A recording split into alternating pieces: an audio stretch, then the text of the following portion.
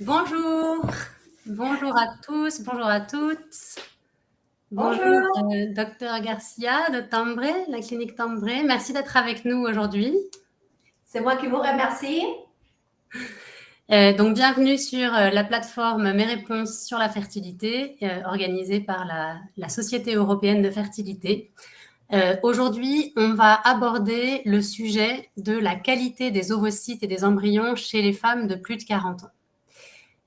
Avant toutefois de lancer la présentation, je voulais juste vous parler rapidement du programme de certification de soins centré sur le patient qui est organisé par la Société européenne de fertilité. C'est une certification internationale qui a pour objectif de mettre en lumière les cliniques de fertilité qui vont au-delà du simple accompagnement médical et qui proposent également à leurs patients un soutien émotionnel, éthique, etc.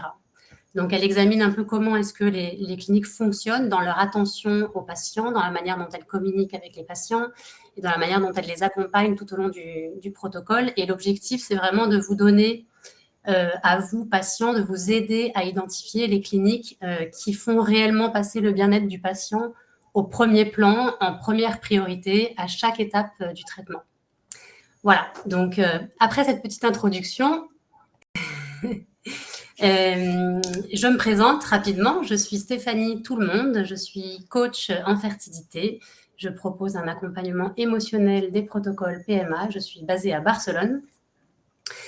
Et donc aujourd'hui, on va aborder, comme je disais tout à l'heure, la qualité des ovocytes et des embryons après 40 ans. Et pour cela, on a la chance de compter avec le docteur Garcia de Miguel, qui est directrice médicale de la clinique Tambré, en Espagne, à Madrid. Merci, docteur Garcia, bienvenue. Je vais vous expliquer rapidement comment ça fonctionne. Donc, le docteur va faire sa présentation et par la suite, on laissera cours aux questions et aux réponses. Donc, en fait, pendant la présentation du docteur Miguel, je vous recommande d'écrire dans le chat en bas à droite toutes vos questions. N'hésitez pas, on prendra le temps qu'il faut à la fin de la présentation pour répondre à un maximum de questions. Et l'idée, c'est vraiment que ce webinaire vous apporte des réponses à tous vos doutes et à toutes vos questions, donc n'hésitez pas. L'événement est enregistré, le webinaire est enregistré grâce à notre plateforme partenaire ClickMeeting. Votre anonymat est évidemment respecté à tout moment, même dans les questions, mais vous pourrez retrouver ce webinaire en replay à partir de demain sur la plateforme Mes réponses sur la fertilité. Je crois que j'ai rien oublié. Je vais donc laisser la place au docteur pour parler de ce sujet et je vous retrouve après la présentation pour les questions et les réponses. Merci beaucoup, Stéphanie. Alors aujourd'hui, on va discuter par rapport à l'aspect qui nous occupe aujourd'hui, c'est la qualité des ovocytes et des embryons chez des femmes de plus de 40 ans. On sait que ça commence à être très important le nombre de patients qui s'orientent vers une première grossesse à partir de 40 ans. En moyenne, en Espagne, le premier bébé est né à l'âge de 32 ans, mais il y a toujours 10% de patients qui ont le premier enfant plus de 40 ans. De quoi on va discuter aujourd'hui? Donc, on va parler de la qualité des ovocytes et des embryons, de l'âge et la fertilité, la réserve ovarienne et la qualité des ovules, l'impact sur les résultats lors en FIV et les options de traitement disponibles pour patients de plus de 40 ans et conclusion à voir aujourd'hui. La qualité des ovocytes et des embryons a toujours un impact de l'âge maternel très important. Il y a toujours un risque d'anomalie chromosomique, c'est-à-dire de créer des embryons anéuploïdes avec un âge plus avancé et aussi une probabilité inférieure d'aboutir en grossesse évolutive et saine. La qualité des embryons, donc comme on disait, il y a un pourcentage toujours, même lors des patients trop jeunes, d'avoir des altérations chromosomiques.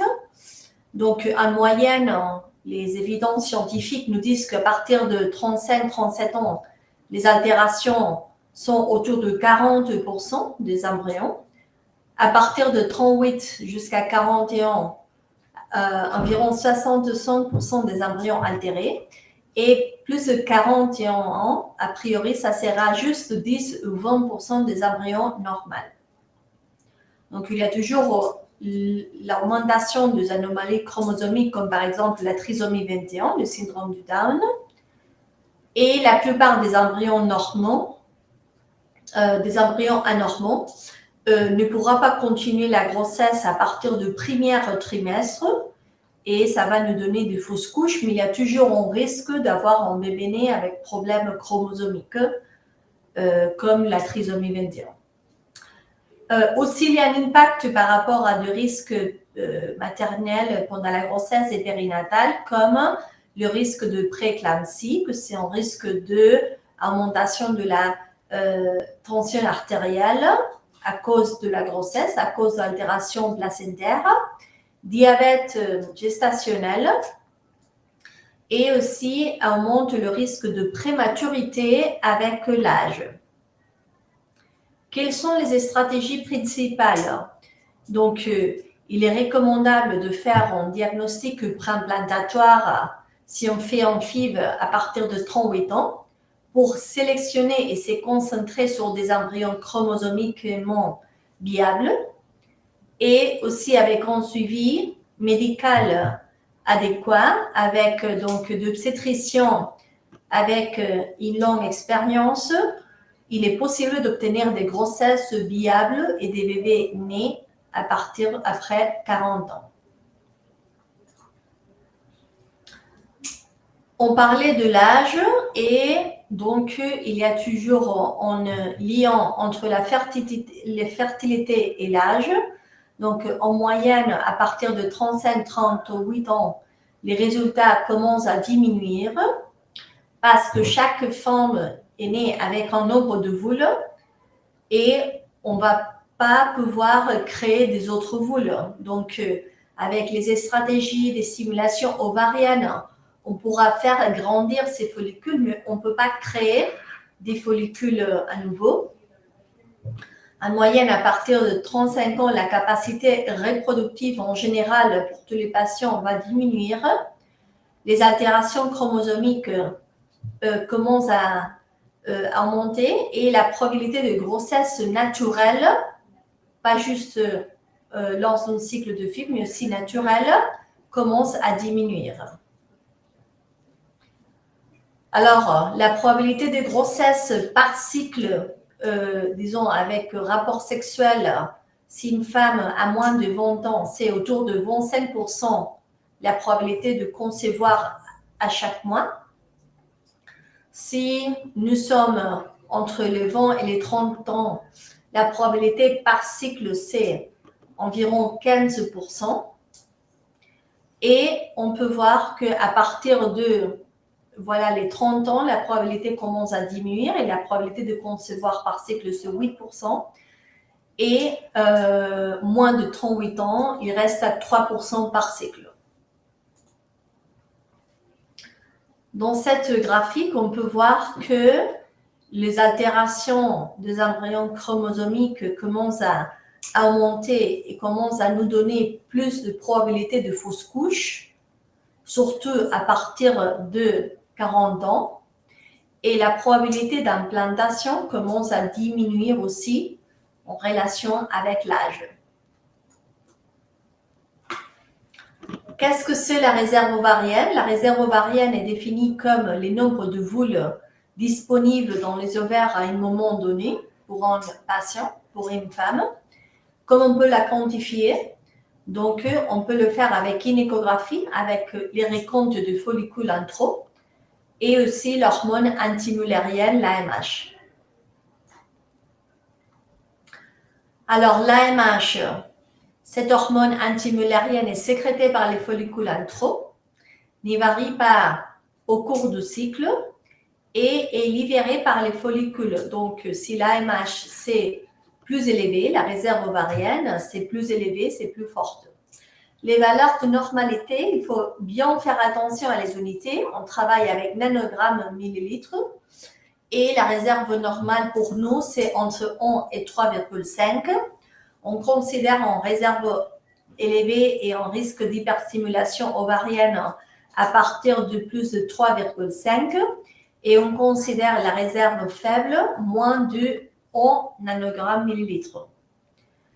Quels sont les facteurs qui peuvent influer sur la réserve ovarienne? Comme on a déjà dit, l'âge.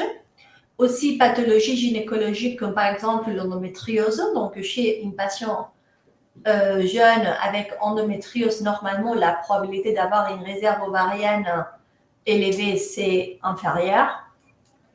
Si on a eu chirurgie ovarienne et antécédents familiaux comme ménopause précoce ou insuffisance ovarienne prémature liée à maladie génétique, traitements comme la chimiothérapie ou des autres substances toxiques comme par exemple le Davac peut aussi diminuer la réserve ovarienne. Alors, dès qu'on est né, on a environ plus de 3000 follicules en trop. Et alors, avec le pass de temps, ça commence à diminuer avec chaque âne, avec le pass de temps. Alors, la qualité des ovules fait référence à l'état génétique et aussi fonctionnel métabolisme de l'ovule. Elle est essentielle à la réussite d'une fibre, donc pas juste la quantité, mais aussi la qualité, c'est hyper important. Et c'est toujours un facteur biologique et dépend principalement de l'âge, mais voilà, aussi ça dépend de la forme et des antécédents comme si on a l'ovaire polykystique, l'endométriose, etc. Et malheureusement, on ne peut pas faire des examens pour savoir la qualité. Alors, l'âge et la qualité des ovules, donc il y aura un impact, comme on parlait avant, de la altération chromosomique. Et la principale conséquence, c'est que le nombre de follicules dans l'ovaire va diminuer et alors le même pour l'AMH, que c'est l'hormone libérée par rapport à les ovaires. La FSH, c'est une hormone du cerveau et alors c'est le contraire que l'AMH. Si nous avons une réserve ovarienne faible, la FSH commence à augmenter parce que le cerveau doit donner la signal plus forte à l'ovaire pour que ça puisse fonctionner.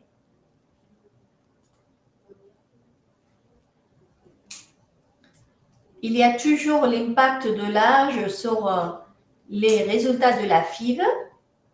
Donc, dans cette graphique, on peut voir que avec les dons d'ovule, les probabilités de grossesse clinique, c'est toujours stable à plus de 50%.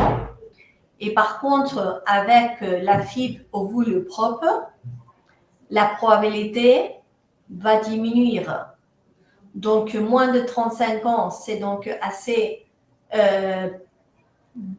similaire à don d'ovule, mais avec le pass de temps, ça va diminuer jusqu'à, voilà, patient de plus de 40 ans qui commence à diminuer à moins de 15%. Alors, les taux de réussite très importants de la fibre diminuent avec l'âge de la femme. Moins de 35 ans, la probabilité d'aboutir vers une fibre, c'est très élevé. Âge moyen entre 35 et 39 ans, ça commence à diminuer, mais surtout, c'est très faible à partir de 40 ans, étant donné qu'en général, la quantité, mais aussi la qualité et l'impact d'altération chromosomique à cause de l'âge est forte. Quelles sont les options thérapeutiques sur des patients, des femmes de plus de 40 ans? Idéalement, c'est préserver la fertilité en congélant des ovules à un âge plus favorable pour la fertilité, donc idéalement à l'âge de moins de 30, moins de 35 ans. Si ça, on ne l'a pas fait, alors la recommandation, c'est faire une fécondation in vitro ICSI en fonction de chaque cas. Et si la réserve est très très faible, l'âge est plus avancé de 42, 43, il faudra s'orienter vers un don d'ovule ou un double don en fonction si c'est un couple hétérosexuel ou un couple homosexuel ou une femme solo ou adoption d'embryon. Quelles sont les technologies et les techniques de pointe en temps vrai? On compte avec la technologie Witness. C'est une technologie pour surveiller toute l'activité au niveau laboratoire et nous faire rassurer qu'il n'y a aucune erreur de sélection de gamètes ou des embryons entre une patient et une autre. On donne une carte nominative pour chaque patient et ça évite d'éventuelles erreurs humaines. Et nous sommes la première clinique en Espagne d'avoir commencé avec cette technologie. Le Phénomatch, c'est une autre technologie que nous permet de sélectionner les meilleurs donneurs ou donneuses pour chaque patient. On va donner un questionnaire de caractéristiques physiques et aussi on va demander les photos et les groupes sanguins. Avec tout ça, on pourra sélectionner les meilleurs donneurs. Alors, les systèmes Phénomatch, c'est les résultats d'une intelligence artificielle à l'ordinateur entre les photos de notre patient et 3 ou 5 donneurs pour donner la meilleure physionomie au niveau visage.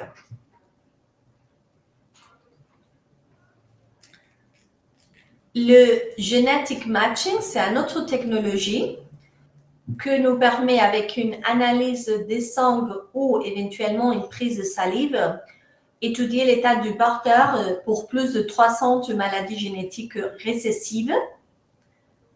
Alors, avec cet test, on pourra confirmer la compatibilité entre le receveur et les donneurs ou les deux donneurs et en diminuant le maximum le risque de maladies rares au futur bébé. Ça réduit les risques de maladies génétiques que, en général, c'est entre 1 et les 5% de couples qui sont à risque. Le PGTA ou DPI, c'est une technologie au laboratoire qui nous permet de sélectionner les embryons chromosomiquement normaux. Ça augmente les chances d'avoir un bébé en bonne santé en réduisant les risques de fausses couches et en augmentant les chances de grossesse par transfert. Donc, ça nous permet de réduire les temps à la grossesse. Ça permet de réduire la durée des traitements et les nombres de cycles de transfert pour aboutir la grossesse. Il y a aussi des examens spécifiques pour l'homme, donc pas juste le spermogramme qui fait appel à volume, concentration, mobilité, mais aussi les comètes. Ça, c'est un test de la fragmentation de l'ADN. Ça va réviser à la tête du spermatozoïde le matériel génétique s'il y a des interruptions, s'il y a des affectations sur la bande ADN qui pourront nous donner des résultats de fécondation plus faibles, des résultats d'arrivée de blastocystes plus bas ou des altérations génétiques plus fortes. Si ça arrive, on pourra utiliser le Zymote pour pouvoir sélectionner les meilleurs spermatozoïdes, pas juste du côté mobilité, mais surtout pour la qualité interne de le spermatozoïde. Aussi, si on veut faire étude des altérations génétiques lors du sperme, on peut aussi faire FISH ou chromosperme.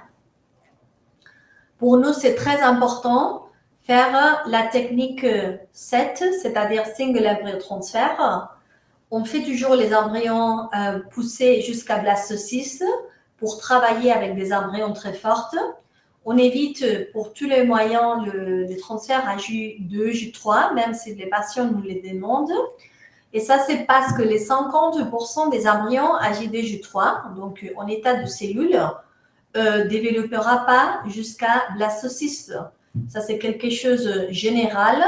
Et alors, ce qu'on veut se concentrer sur les embryons plus forts. Alors, si on fait le transfert d'embryons unique, on va diminuer les risques de grossesse multiples et on va augmenter les chances de grossesse en bonne forme pour les futures mamans et les futurs bébés. Quand est-ce que la congélation de l'ovule, la vitrification est recommandée? Donc, c'est toujours recommandé si les patients souhaitent retarder la maternité pour des raisons sociales, travail, couple, etc.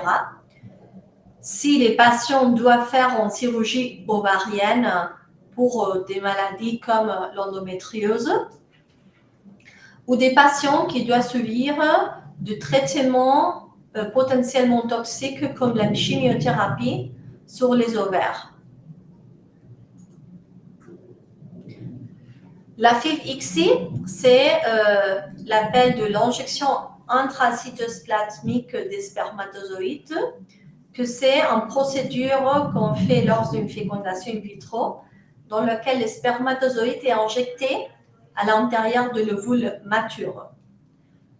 C'est réalisé par notre biologiste et il utilise une petite aiguille, la micropipette, et une aiguille de rétention pour pouvoir fixer l'ovule. Un micro-injecteur est utilisé et nécessaire. On doit préparer l'ovule et on doit préparer aussi les spermatozoïdes pour pouvoir faire l'ICSI. Après, notre biologiste feront la révision de l'évolution embryonnaire entre J1 et J5 blastocyste. Comme on parlait, le taux de réussite de la FIV, c'est très élevé pour patients de moins de 35 ans. Donc, les taux de bêta-HCG positive augmentent jusqu'à 60% dans ce groupe d'âge. À partir de 35-39, commence à diminuer et c'est les 58% de bêta-HCG positive. Et à partir de 39, c'est autour de 42%. Ça, c'est lors d'un cycle avec tous les embryons obtenus. Et bien sûr, si on fait l'utilisation de diagnostics préimplantatoires, les taux de réussite seront toujours supérieurs. Les dons d'ovule est un traitement de fertilité destiné aux femmes qui ne peuvent pas produire ses propres ovules ou des patients qui veulent éviter les risques de transmission d'une maladie génétique. Alors, les principales indications sont des patients qui souffrent de la ménopause précoce, l'insuffisance ovarienne, échec de fécondation in vitro, faible quantité d'ovules ou faible qualité d'ovules, maladie héréditaire qui on veut l'enlever les risques ou risques, donc problèmes médicaux comme la chimiothérapie ou l'endométriose. Avec les dons d'ovules, la probabilité reste toujours stable et la probabilité de bébé né par cycle, c'est toujours supérieur à 50%, peu importe l'âge de moins de 35 ans ou plus de 44. Alors, par cycle, le taux de réussite sur les premiers cycles, c'est 71%. Deuxième cycle, 75%. Et troisième tentative, plus de 91%.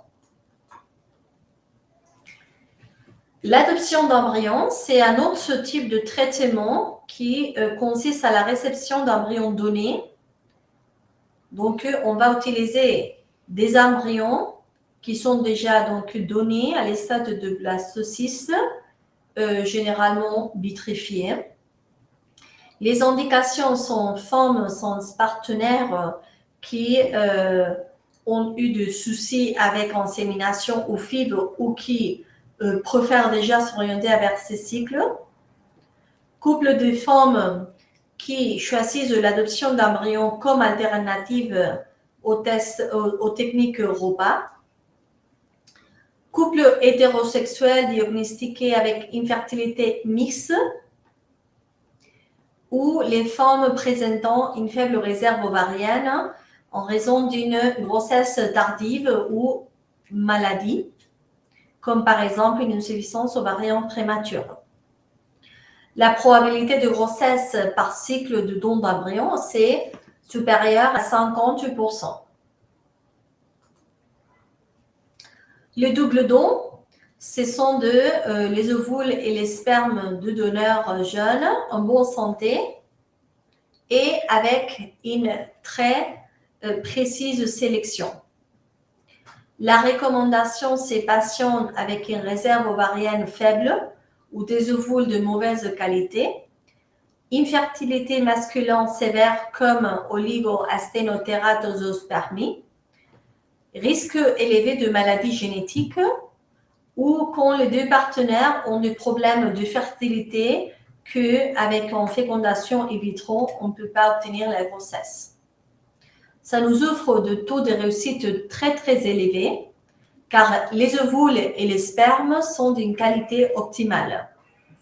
Ça, c'est une option sûre, efficace et anonyme pour devenir parent. L'expérience à Cambrai, c'est une expérience de plus de 47 ans avec plus de 100 pays d'origine des patients et avec plus de 15 000 bébés nés. On combine la science et l'humanité pour obtenir les meilleurs résultats et on fait appel à un service convivial dans un environnement qui ne ressemble pas à une clinique. Toujours en soins très personnalisés et avec la recherche de la Fondation Cambrai pour nous donner les meilleurs résultats. Comme conclusion d'aujourd'hui, l'âge a une influence sur la quantité et la qualité des œufs. Nous ne pouvons pas améliorer la qualité ni la quantité. Chaque femme est unique et on doit faire le mieux avec chaque cycle.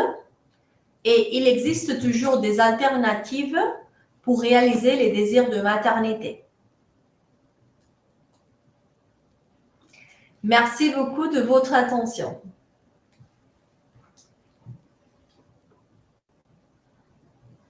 Merci, docteur. Alors,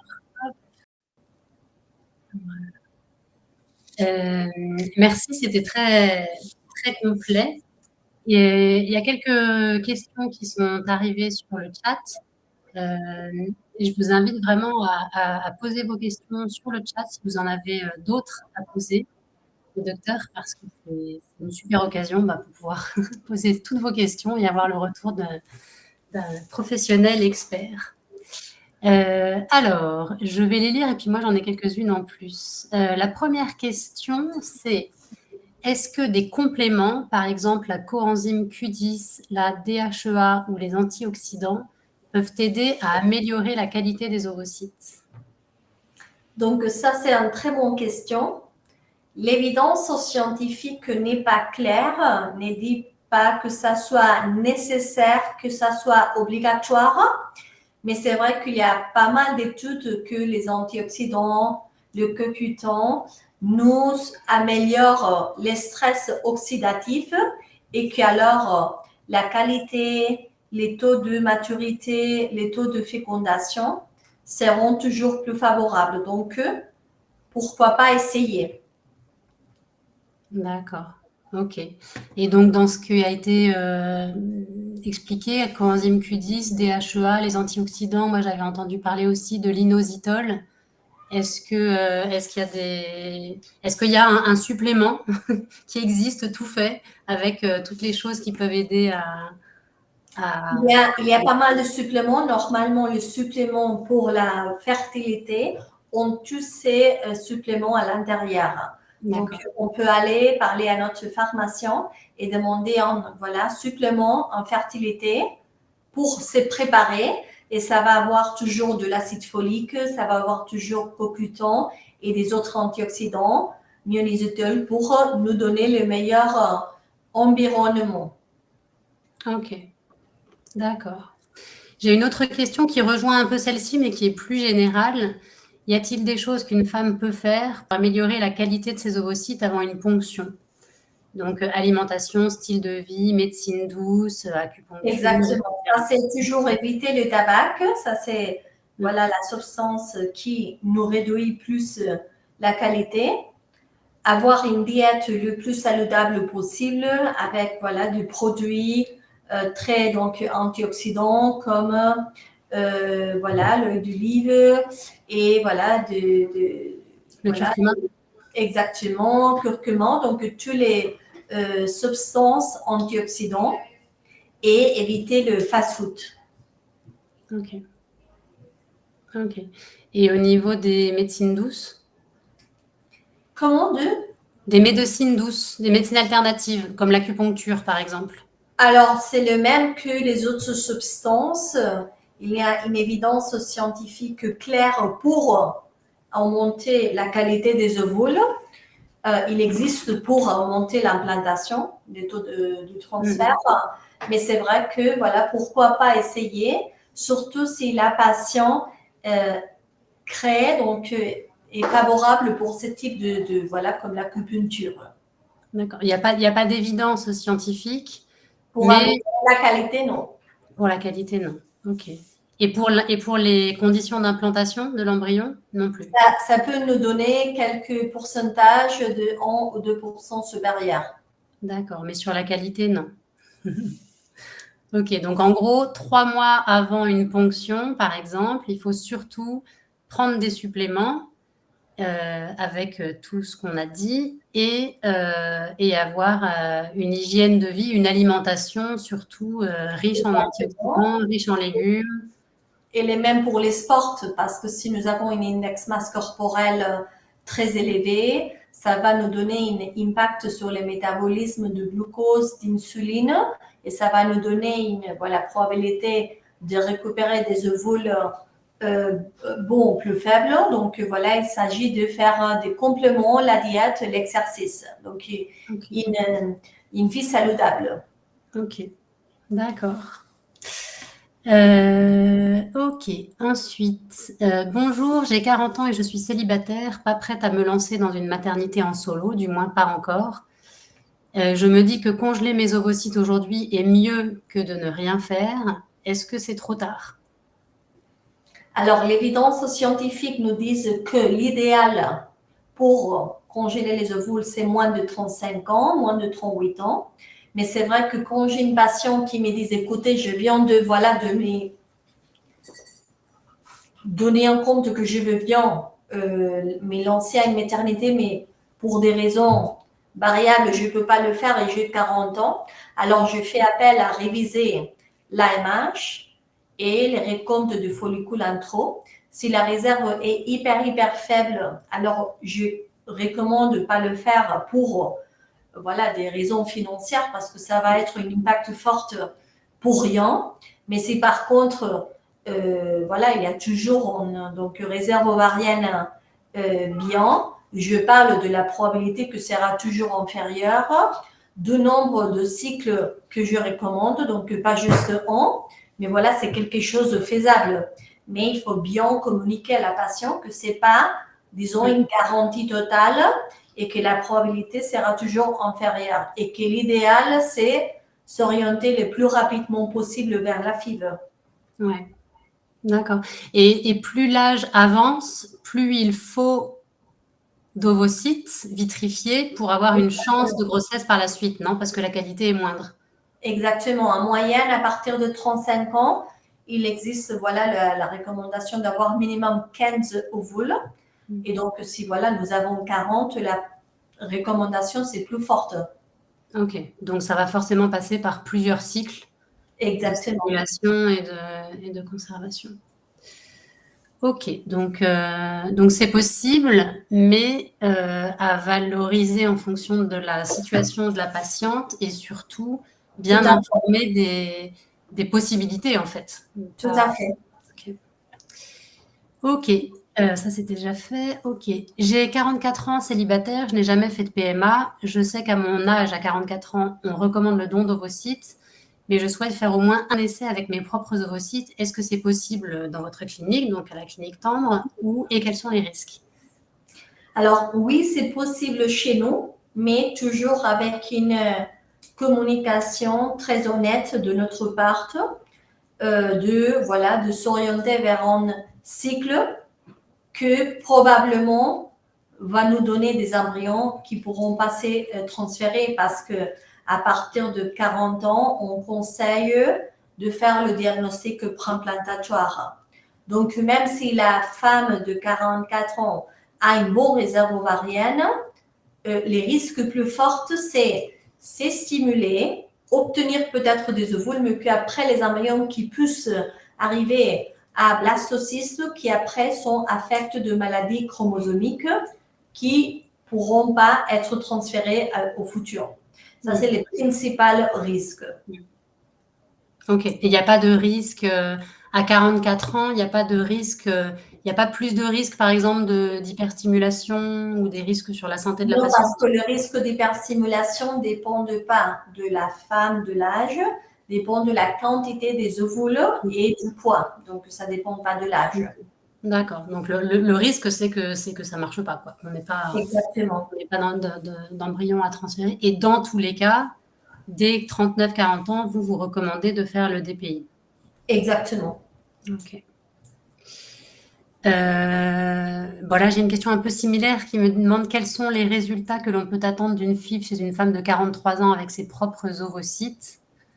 En termes de chiffres, à peu près, c'est combien du coup? Enfin, je sais que c'est difficile de donner des chiffres parce que chaque cas est unique, mais en moyenne ou en statistique? Alors, en général, c'est moins de 10% de probabilité de grossesse.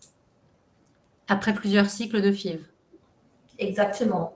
Alors, si on arrive à obtenir un embryon euploïde, comme quelques de mes patients, alors oui, je peux arriver avec des probabilités fortes de plus de 60% de probabilité. Mais les soucis, c'est que le problème, c'est que le principal, disons la majorité de mes patients de plus de 43 ans n'arrivent pas à obtenir même un seul embryon génétiquement euploïde. Et alors, je ne peux pas transférer. Et même s'il y a un bon réserve ovarienne et on peut obtenir 4, 5, 6, 8, 10 embryons, la plupart de ces embryons, pour la physiologie humaine, sera que tous les embryons probablement sont altérés génétiquement. Mais bien sûr, comme nous sommes en clinique qui écoute les patients et que oblige pas à faire directement les dons de ovules si les patients ne sont pas prêts, alors on a des patients qui arrivent à la grossesse avec 43 ans, bien sûr. Mais on doit être très honnête et éviter des expectatives fortes. Bien sûr, faut bien informer des risques et des possibilités et de la lourdeur aussi parfois du traitement. Ok. Bonjour, pour la donation d'embryons, le don d'embryons, est-ce que ces embryons ont passé un test PGTA pour s'assurer qu'ils sont euploïdes? Pas obligatoirement. Donc, on a des embryons qui procèdent de traitements qui avaient fait les diagnostics préimplantatoires. Il y a des autres qui non. D'accord. Donc, on a les deux options. Ok. C'est pas une obligation, c'est pas quelque chose obligatoire. D'accord. Ça rejoint en fait parce que quand il s'agit d'un don d'embryon, c'est comme s'il y avait un donneur et une donneuse, ou en tout cas ce sont des personnes, même si c'était des parents intentionnels au début, ce sont des personnes qui ont des caractéristiques, donc moins de 35 ans, etc. C'est pour Tout ça à fait. Alors, c'est la raison par laquelle la loi ne nous oblige pas à tester génétiquement. D'accord. Donc, ce sont des femmes de moins de 35 ans, a priori, la probabilité d'altération chromosomique, c'est pas énorme. Et c'est la raison par laquelle c'est pas obligatoire. D'accord. Mais si un couple ou une femme veut faire un don d'embryon et souhaite que ces embryons aient passé le PGTA, vous en avez aussi certains. Exactement. Mais voilà, c'est toujours voir si la disponibilité par rapport à des critères physiques, voilà, c'est faisable. Ok. Ok. Une personne qui dit « J'ai 43 ans avec une endométriose profonde avec adénomiose. Est-ce que je peux réessayer des FIV sans don ?» Quel âge? 43 ans. Alors, 43 ans, endométriose et adénomiose, et je comprends pour la question avec deux FIV déjà des échecs, c'est déjà un conseil très fort de ne pas continuer avec la FIV avec ovule propre. Donc, ce n'est pas impossible, mais voilà, si c'était ma sœur, probablement, je dirais déjà de passer à une don d'ovule ou un don d'embryon. Ok, d'accord. Et elle, du coup, la même personne demande si elle fait une FIV avec un don d'ovocytes, que peut-on faire sur l'endométriose avec l'adénomiose? Non, pardon, que peut-on faire sur l'endomètre avec l'adénomiose, pardon. Ce qu'on conseille, c'est donc faire un blocage avec les agonistes pour voilà, induire une ménopause pharmacologique temporaire, environ 3 mois, pour éviter les maximums les hormones et l'impact sur l'adénomiose. Et alors, c'est concentré sur un utérus moins adénomyotique. Ouais, moins, ok. Et ça, c'est 3 mois, c'est plusieurs injections, c'est une seule injection? Alors, il y a donc une injection qui c'est l'hiver de médicaments pendant 3 mois. Donc, avec une seule injection, ça suffit. D'accord. Et 3 mois après, on peut commencer à préparer l'endomètre pour un transfert d'embryon. Tout à fait. Donc, c'est variable. Voilà, ça peut être 2-3 mois, mais en général, voilà, on conseille le 3 mois de blocage. Mais c'est vrai que comme il y a toujours des effets secondaires, on n'oblige pas à rester les 3 mois sans les hormones, mais si c'est bien toléré, pour améliorer les taux de réussite, on conseille ça. Et il y a des fois aussi qu'on fait l'association avec l'étrozole, c'est un traitement aussi oral anti-estrogénique pour améliorer les conditions sur ce type de patient. D'accord, ok. C'est très important, Stéphanie, il n'y a pas un suivi avec échographie, de voir comment ce qu'est échographiquement l'utérus améliore. Donc, c'est juste, voilà, croiser les doigts qu'avec cette thérapie pharmacologique, les conditions seront plus optimales. Ok, d'accord, ok. Ok, je vais laisser, j'ai 2-3 petites questions aussi, donc je vais laisser le temps aux participants. Si vous avez d'autres questions, surtout n'hésitez pas à les poser dans le chat. Vous avez dit tout à l'heure que vous faites essentiellement, dans la mesure du possible, des transferts à J5. Si un couple ou une femme fait une FIV et n'a qu'un seul embryon, est-ce que ça vaut le coup de le transférer à J3? Est-ce qu'il y a plus de chances dans l'endomètre maternel qu'en... Non. Pour nous, l'idéal, c'est voilà, nous rassurer que l'embryon continue à se développer jusqu'à blastocyste, parce que si après l'embryon ne peut pas survivre à notre incubateur de hyper bonne technologie, ça veut dire que le même à l'utérus. Et alors, pour nous, c'est important de considérer si l'échec, c'est à cause de l'embryon et éviter voilà, une souffrance extra pour la patiente ou confirmer la raison de l'échec. Ouais, oui, c'est important pour éviter un geste inutile, un transfert inutile, une souffrance chez la patiente qui aurait vécu les 12-14 jours d'attente avec un résultat négatif. Mais en plus, ça peut vous permettre de vous donner plus d'éléments pour la suite parce que ça vous permet de comprendre pourquoi ça ne marche pas. Enfin, en tout cas, d'essayer. Ok, d'accord. Et j'avais une dernière question. Comme ça, vous avez encore 1 minute pour poser vos questions si vous le souhaitez. Est-ce que quand on a beaucoup d'ovocytes, je ne sais pas si on fait une ponction avec 20-25 ovocytes, est-ce que la qualité est forcément moindre ou pas forcément? Alors, il y a donc une tendance sur l'évidence scientifique à croire que si on obtient voilà, un nombre de ovules plus fort, la probabilité sera inférieure. La personne qui a publié plus sur ces sujets nous parle que oui, il y a un impact, mais sur des résultats plus forts. Donc voilà, pas juste avec 15 ovules, et qu'il faut vraiment supérieur les 25-30 ovules pour avoir ce type d'effet négatif. D'accord. Ok. Ok. Alors, il y a une question qui est en train d'arriver, mais j'attends la suite parce que pour l'instant, c'est juste une personne qui a des ovocytes congelés. Donc, j'attends la suite de la question.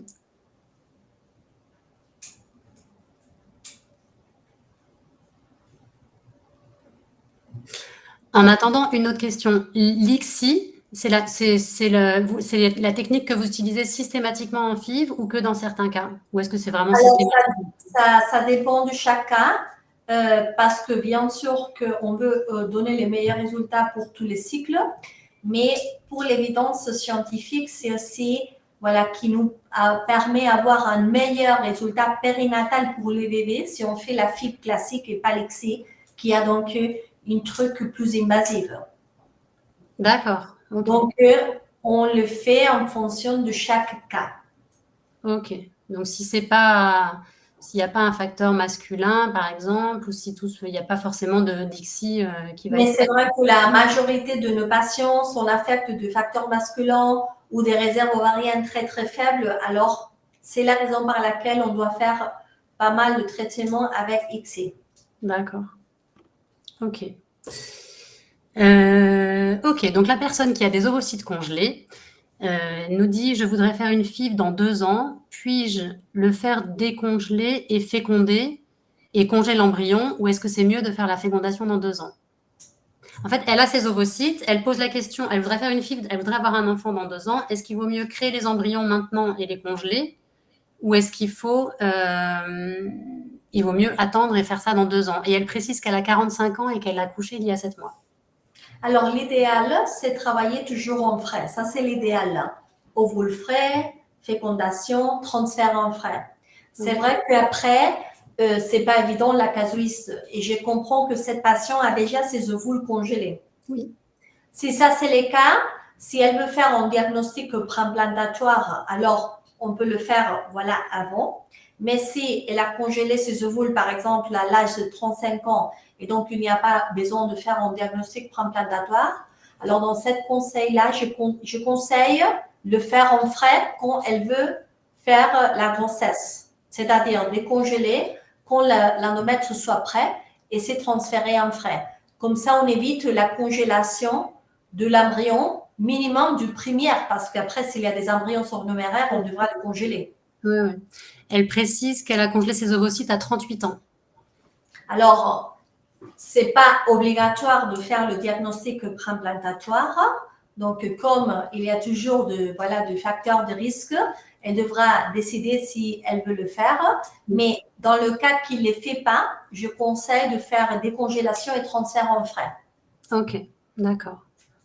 Ok. En revanche, si elle veut faire le DPI, il vaut mieux le faire maintenant et les congeler parce que comme ça, au moins, elle n'attend pas 2 ans pour savoir si elle a des embryons. Au moins, Tout à fait. Exactement. Ok. Et une autre personne qui demande jusqu'à quel âge est-ce que c'est raisonnable de faire des FIV?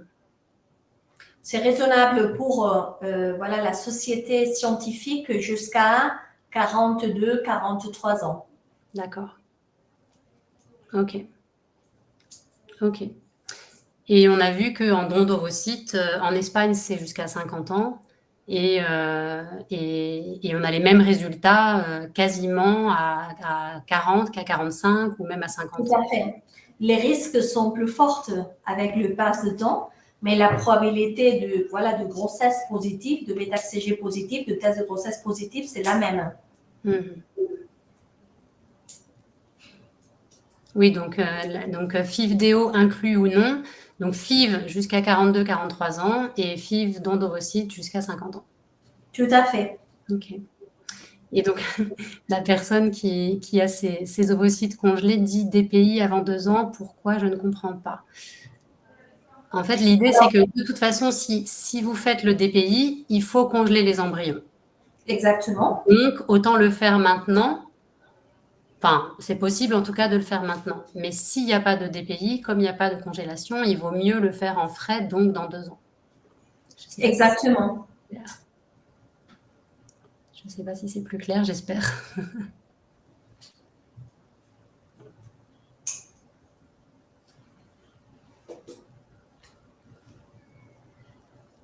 Ok, d'accord. De toute façon, j'allais dire que si jamais il y a des questions qui n'ont pas été posées aujourd'hui, ou qu'on n'a pas eu le temps d'aborder aujourd'hui, ou que vous n'avez pas pu poser dans le chat, vous pouvez contacter la clinique Tambre ou nous contacter nous et on fait passer les questions.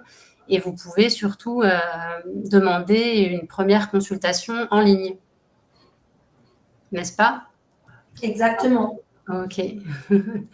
Donc, contactez, il me semble qu'à la fin de la présentation, voilà, il y a les données de contact. Donc, contactfr@clinicatambre.com. Il y a un numéro de téléphone aussi qui est écrit ici. Donc, n'hésitez pas si vous voulez approfondir ou si vous avez des questions à contacter directement la clinique pour pouvoir avoir une consultation personnalisée en ligne. Exactement. Ok, je crois... Ah si, dernière question. 39 ans, une personne, donc une femme qui a 39 ans, qui a fait 4 fausses couches en 18 mois. Et la question arrive. Et on lui propose une stimulation ovarienne.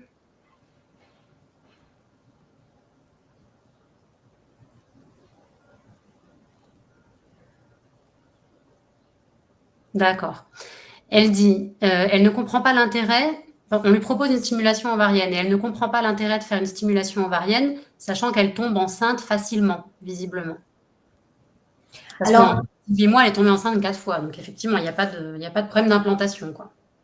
Le truc, c'est que si on veut faire une diagnostic préimplantatoire pour savoir si la cause de fausse couche, c'est les problèmes génétiques, alors oui, on doit faire un diagnostic en fécondation in vitro. Donc, à cette patiente, je recommanderais de faire une étude de tous les facteurs de fausse couche à répétition, donc cariotype, immunologie, échographie de l'utérus, donc tout ça. Et probablement faire un diagnostic préimplantatoire où il y a une forte controversie pour ce type de patient qui tombe enceinte rapidement, mais étant donné qu'elle a 40 ans et que le 38, je crois. 39. 39. Et donc, la probabilité d'altération génétique, c'est pas faible. Le conseil pour moi serait faire le diagnostic préimplantatoire si elle veut réduire les thèmes à la grossesse évolutive. D'accord. Oui, elle dit le cariotype est OK. Et elle a perdu 2 bébés à ras du cœur. Oui, donc c'est pas juste une stimulation ovarienne, c'est une stimulation ovarienne en vue d'une FIV avec diagnostic génétique préimplantatoire. Parce qu'une stimulation ovarienne toute simple pour tomber enceinte, pour le coup, ça n'a pas beaucoup d'intérêt. Tout à fait. Ah oui, donc non, effectivement, elle dit pas de FIV prévue. Donc c'est vraiment, il lui est recommandé une stimulation ovarienne simple avec une fécondation naturelle. Donc effectivement, dans ces cas-là, ça n'a pas forcément d'intérêt. Ce qu'il faut, c'est regarder effectivement l'immunologie, etc., si le karyotype est bon, et surtout faire le DPI. Tout à fait. D'accord. Elle répond, merci pour votre réponse, c'est ce que je pensais. Effectivement. Ok. Ok. Et donc, il n'y a pas d'autres questions.